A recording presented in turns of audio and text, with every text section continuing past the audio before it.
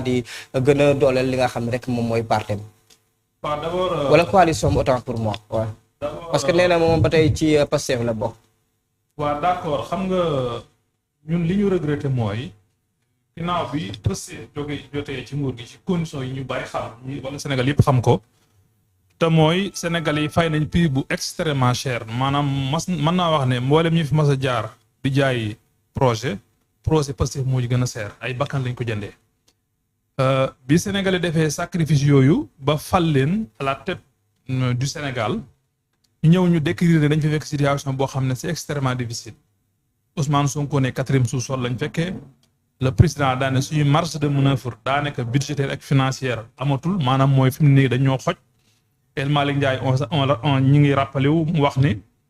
instant bi mën nañoo wax ne dañoo ñëwoon jàpp ne day ñëw togg ñu ñëw fekk ne matt mi daa tooy Cheikh Diba daal koy wax ci beneen manière daan ne gaal gi bu doon gaala ñu ne dafa fépp la bënnee léegi nag man li ma comprendre wala ñun li ñu d'accord mooy nga décrire situation bu mel nii ba pare après ñaari at ginnaaw bi leen falee débat bi nekk maanaam débat wu 2029 ak débat wu coalition ak débat wu APT ak coalition Diomaye ñun dañoo jàpp loolu c'est une forme de trahison parce que Sénégalais yi bi ñuy fal aussi dafa am benn yaakaar bu rëy bu ñu amoon ci maanaam Pastef man ça parle pas de Diomaye ou APT wala coalition Diomaye man ça parle de Pastef parce que Pastef ñoo yor nguur gi Diomaye nee na ci la bokk ñoom génnee guñ ko pratiquement 90% DG yi ay DG Pastef lañ député yi 100% en tout cas député Pastef lañ donc boo xoolee même ambassadeurs yi donc Pastef ba léegi il est comptable et il le sera toujours ci lii xew jusqu'en 2029 jusqu'en 2029 donc on peut pas duñu accepter aucune théorie boo xam ne dañu jéem a gëmloo ni maanaam Pastef daa nekk nii coalition Diomaye nekk nii ñun gëmuñu loolu en tout cas du woon c'était pas la promesse de campagne Sénégal yi itam bi ñuy commandé di fay lu cher li ma wax liñ commandé woon mooy di leen waxoon ne Sonko mooy Diomaye aussi mooy Sonko wax na leen am nañ projet boo xamante ne am nañ vision bu claire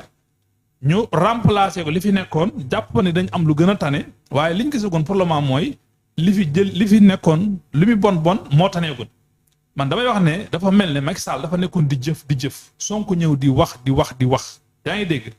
Sénégal yi dem fay jëfi Sonko dem fay waxi Sonko bàyyi jëfi Macky Sall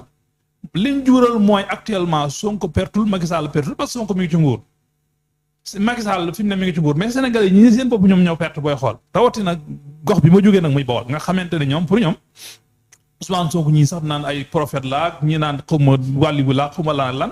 alors que nit la koo xam ne lu mu mas a wax weddi na ko lu mu mas a jëf bu wax soit wax ji day weddi jëf ji wala jëf ci weddi wax donc ñun li ñu d'accord mooy dañoo jàppoon ne au regard de la situation au regard de tout ce qui s'est passé actuellement débat bi la na waroon nekk du point de vue économique est-ce que orientation yi ñu jël moo gën wala est-ce que amoon na yenn orientation ñu war a jël est-ce que du point de vue de la politique étrangère wala internationale wala suñu diplomatie est-ce que amoon na yeneen orientation yu gën par rapport yi ñu nekk est-ce que actuellement dañoo war a dem vers la création de notre propre monnaie est-ce que dañu war a actuellement naka la ñuy def ba gént gi fi Macky Sall bàyyi woon te mooy gas to power maanaam fexe ba énergie bi nga xamante ne mooy base bépp développement mu fexe ba énergie bi léegi mu non seulement accessible maanaam ñëpp jot ci ba pare mu yomb nga xamante ne mooy base industrialisation bi ñuy wax nga xamante ne yooyu bu amut en réalité nit ñi duñ lekk ba suur duñ naan ba màndi c'est-à-dire que ñun on aurait aimé que débat bi maintenant nekk au cœur de maanaam économique. naka la ñuy defee malheureusement débat bi comme ni nga ko waxee débat bi tourné wul autour de l'économie maintenant dafay tourner autour de Diomaye ak ki nga xamante ne moom mooy Ousmane Sonko tey j'aurais bien aimé nga ñëw ci jéego bi nga xamante ne président de la République teg na ko gën a jox doole ñi nga xamante ne tey ñoom ñooy sa coalition. mais day dugg ci li may wax c'est-à-dire que priorité bi du woon lool priorité bi actuellement du woon taxawal coalition. wala di ko jéem a renforcer. parce que damaa jàpp ne 2029 xam nga président Pape Diouf Fall dafa wax lu am solo ci bi mu mujjee daje ak Ousmane Sonko à l'Assemblée nationale ne ko chargez-vous des Sénégalais et les Sénégalais se chargeront de 2024. 2024 mandat la boo xam ne Sénégalais ñoo ko déngoon président Diomaye dañ bu ñu fa yeggee ñoom ñooy xool ndax waaw wala déet doyaat na leen ñu jox ko wala keneen la ñuy jox maintenant la nga leen di wan ba doyaat leen du ay discours yu moo koy joxe du créer une coalition après 200 biñ la falee nga xam ne sax matugu 200 ñu commencé di wax waxu coalition nee naa tey actuellement débat bi ça tourne autour de la coalition te problème bi nga xamante ne moo am tey ba ñuy wax séparation diggante Ousmane ak président de la République c'est-à-dire que c'est pas par rapport ak ay orientation économique c'est pas par rapport ak ni ma ko waxee léegi ay orientation voilà du point de vue en tout cas de la diplomatie mais c'est en 2029 donc damaa jàpp loolu tort la ci ñoom ñaar ñëpp kenn amu doon droit def ko te man damaa jàpp ne Ousmane sax en réalité moo ëpp tort parce que président Bassirou Diomaye Faye mësta laaj dara deuxièmement Ousmane moo ko joxoñ te Ousmane moom comme nee na moom mën naa joxoñ nit ñu fal ko ci 10 jours mais yaa xayte même bu président Diomaye bëggee deuxième mandat mais am na ci droit pour man dafa waroon ne gars yi concentré wu leen ci li taxoon ñu fal ñu. waaw mais dafa amoon protocole Cap Manuel loolu Ousmane Sonko keroog leeraloon na ko bëgg naa aussi sax sama invité coalition Diomaye la bokk peut-être xëy na après mu indi ci ay leeral li ñu waxtaanee moom mooy que ne da ngay dem premier mandat deuxième mandat en 2029 man maay ñëw. waaw d'abord protocole bu mën a doon engagé wul ñu may lu dul ñàkk a waxtaanee xam nga bu loi taxawee république taxaw on parle pas de protocole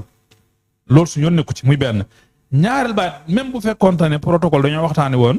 en 2029 maanaam Ousmane mooy ñëw mais 2029 ñëwagut mais pourquoi kon débat wu 2029 bu ko posé léegi 2025 ak 2026 alors qu'il nous reste 300 presque. mais pourquoi kon muy benn amutoon utilité muy posé débat bi pour le moment. ñaari baat même bu demoon ba gis ne Diomaye dafa nekk di posé acte yu wane dafa bëgg deuxième mandat te waxante wu ñoo loolu mais yaa xayti gannaaw yow mën ngaa joxe ñi mu fàllu bul coow demal nga concentré wu liggéey 2029 nga joxoñ sa bopp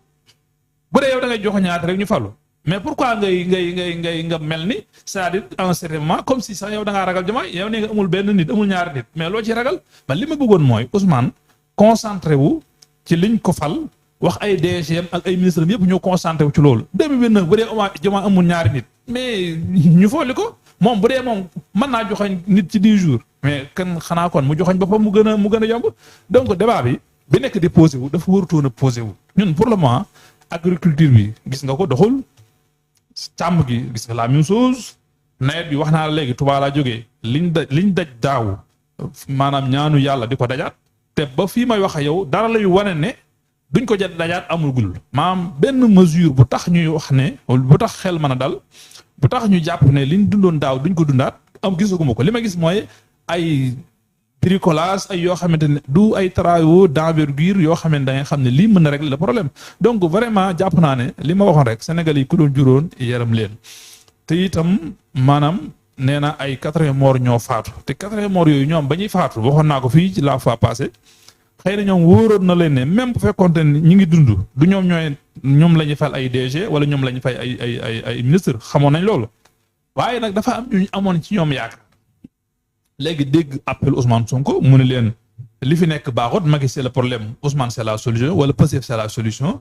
ñu fay prix bu cher léegi nag li kenn mënta nangu mooy après 2 ans débat bi nekk dañuy taxawal coalition parce que dañoo bëgg a dem élection sangam alors que nee naa la mbirum élection Sénégal yi lañ ko war a bàyyeel ñoom ñu fexe am résultat la meilleure manière d'aller dans une élection pour man ci kuñ dénk ba pare mooy nga wane ne di 5 ans yi ñu la dénk def nga ci lii ak lii ak lii mais fi may waxee yow nii ñun vraiment on est très maanaam mal à l'aise ci débat bi parce que doon lii lañ xalaatoon rawatina ñu ay jeunes yoo xamante ne ci génération yu mujj yi la xam nga et puis di prôner li ñu wooyee maanaam moom sa bopp ak nangam mais moom sa bopp day aaja nga man sa bopp te man sa bopp du coow koy joxe du wax koy joxe liggéey bu wóor moo koy joxe ba pare di def li ngay wax di wax li ngay def mais li ma gis nii vraiment ci ñaari côté yëpp te ñaari côté yi benn la te mooy Pastef ñun liñ gëm mooy Sonko moo Diomaye mooy Sonko loolu moom lu wax ji bari loolu la ñuy tëddiwaale loolu mooy dëgg léegi bu ñu leen di sanctionné 2029 soit ñu gis ne li ñu fi def baax na ñu boo leen sanctionné positivement wala ñu gis ne li ñu fi def bokkul ak li ñu dige woon su boobaa itam Sénégalais yi ñoo moom seen cëggal guy ñoo yor seen mbir kenn kuy dénk ñu dénk ko waaye li xeeñagul daal pour le moment jàpp naa neexagul te buñ ci kon ne 2029 léegi mu ñëw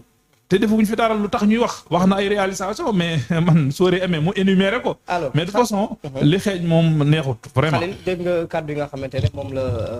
Abdou Khadre wax que ne li xeeñagum pour le moment neexagul maintenant j'aurais bien aimé ñu ñëw ci wàllu protocole Cap Manuel bi nga xamante ne sànq maa ngi ko doon wax que ne yéen waa coalition Diomaye peut-être vous avez un mot à dire par rapport à cela. bon protocole ou pas Cap Manuel man wax dëgg fa yàlla fekkew ma xaw ma lu ñu waxante li ma mën a jàpp mooy. mais du ñu waxante Ousmane Sonko wax na ko. waaw déedéet président de la république génn na fii ne tey buñ nee waxtaan am na par rapport ak yi jëm ci yooyu c'est-à-dire loolu yëpp sénégalais yi weesuwul loolu parce que sénégalais yi nag